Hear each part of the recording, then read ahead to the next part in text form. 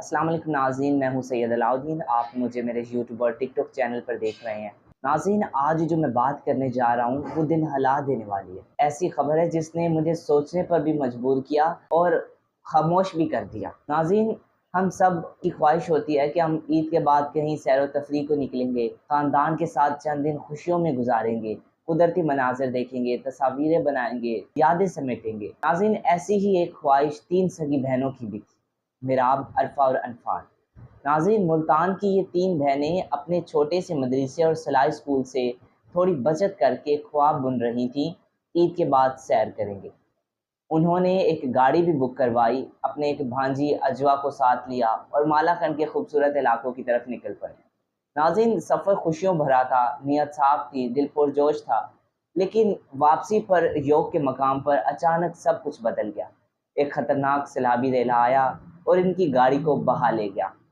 گاڑی بہتی گئی، پلٹتی رہی، اور وہ سب جن کے چہروں پر مسکراہٹیں تھیں وہ خاموشی کے عالم میں اس دنیا سے رخصت ہو گئیں۔ ناظرین، 4 لاشیں جب ملتان پہنچی تو پورا علاقہ رو دیا۔ جنازے میں ہزاروں لوگ شریک ہوئے، مائیں بے ہوش ہو گئیں، والد خاموش ہو کر زمین تکتے رہے۔ ناظرین، ان کی پہلی سیر ان کا آخری سفر بن گئی۔ سوچنے کی بات یہ ہے کہ ایسی ندی کے اندر گاڑی کیسے گئی۔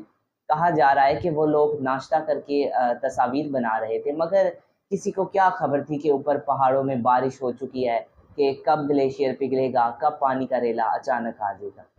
ناظرین، 2 دن پہلے ایسی ہی ایک خبر سیالکوٹ سے آئی تھی، 5 بھائی، ایک کزن اور اب ملتان کی 4 بیٹیاں سب قدرتی حادثے کا شکار بن گئی۔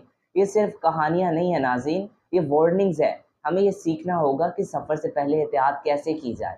دعائیں پڑھیں، صدقے دیں اور موسم کی معلومات تو ضرور لیں۔ مقامی لوگوں سے پوچھیں، خطرناک مقامات پر گاڑی روکنے سے بھی پرہیز کریں۔